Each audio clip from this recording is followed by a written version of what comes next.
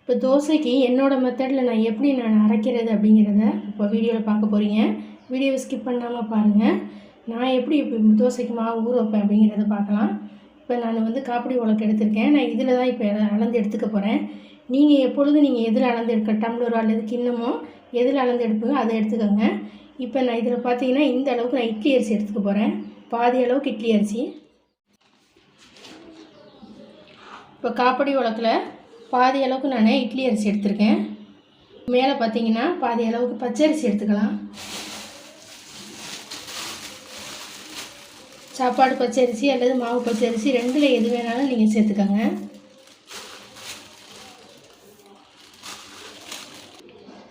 இப்போ தலை தட்டின பிரகாரம் பார்த்தீங்கன்னா பச்சரிசி எடுத்திருக்கேன். இப்போ இதுக்கு மேலே நம்ம வந்து உளுந்து சேர்த்துக்கலாம்.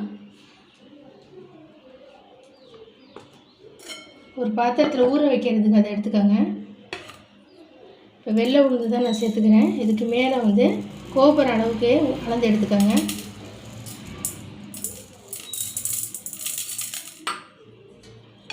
இப்போ இதை ஒரு கிண்ணத்தில் சேர்த்துக்கலாம். இப்போ கூடவே பார்த்தீங்கன்னா ஒரு ஸ்பூன் வந்து வெந்தயம் சேர்த்துக்கோங்க. இப்போ நல்லா இதை ஒரு 2-3 தடவை நல்லா வாஷ் பண்ணிட்டு வந்துடுறேன். இப்போ நல்லா 3 தடவை நல்லா கழுவி எடுத்துகிட்டு வந்துட்டேன். இப்போ இதை நம்ம 3 மணி நேரம் நம்ம ஊற வச்சுக்கலாம்.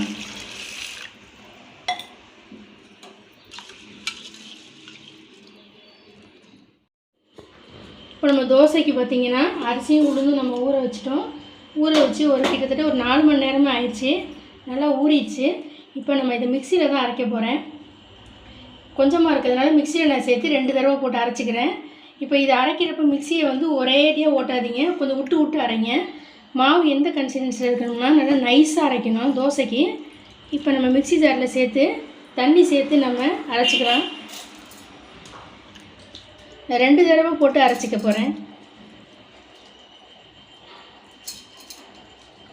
இப்போ தண்ணி சேர்த்து இப்போ நைஸாக அரைச்சிட்டு வந்துடுறேன். இப்போ மாவு அரைச்சிட்டேன் பாருங்கள். இந்த அளவுக்கு நைஸாக அரைச்சிக்கோங்க. இப்போ இதை வேறு ஒரு கிண்ணத்தில் நம்ம மாற்றிக்கலாம்.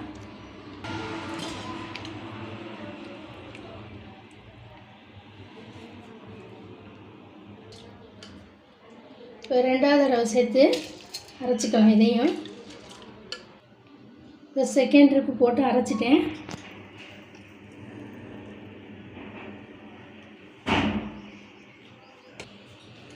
இப்போ இந்த மாவுக்கு தேவையான அளவு உப்பு சேர்த்து கரைச்சிக்கலாம்.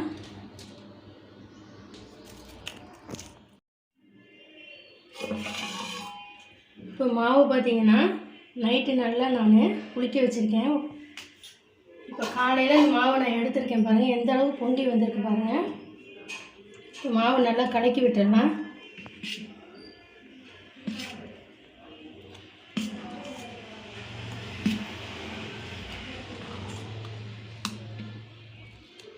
இப்போ மாவு நல்லா இந்த பதத்தில் இருக்கணும். தோசைக்கு ஊற்றுற அளவுக்கு இந்த பாருங்கள், ரொம்ப தண்ணியாக இருக்கக்கூடாது, இந்த அளவுக்கு இருக்கணும்.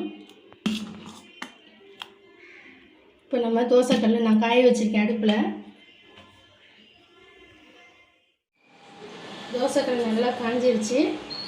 இப்போ தோசை தேய்ச்சி ஊற்றிடலாம்.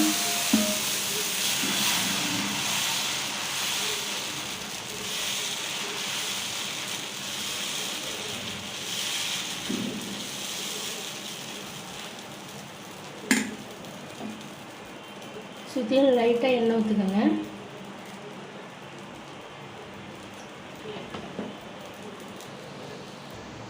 அடுப்பு மீடியம் ஃப்ளேமில் வச்சு நல்லா முருகலாக வர வரைக்கும் நல்லா வந்து வேக விட்டுருங்க.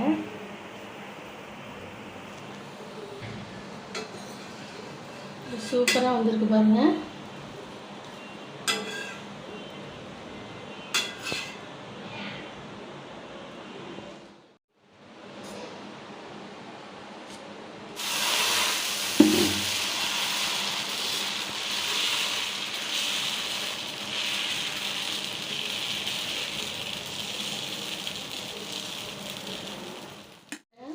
கிறிஸ்பியான தோசை பாருங்கள்.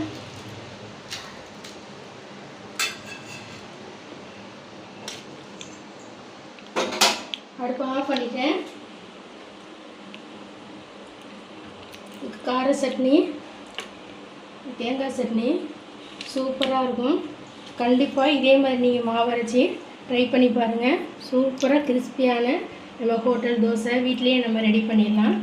இந்த வீடியோ பிடிச்சிருச்சுன்னா நம்ம சேனல் லைக் பண்ணுங்கள், சப்ஸ்கிரைப் பண்ணுங்கள். தேங்க்யூ.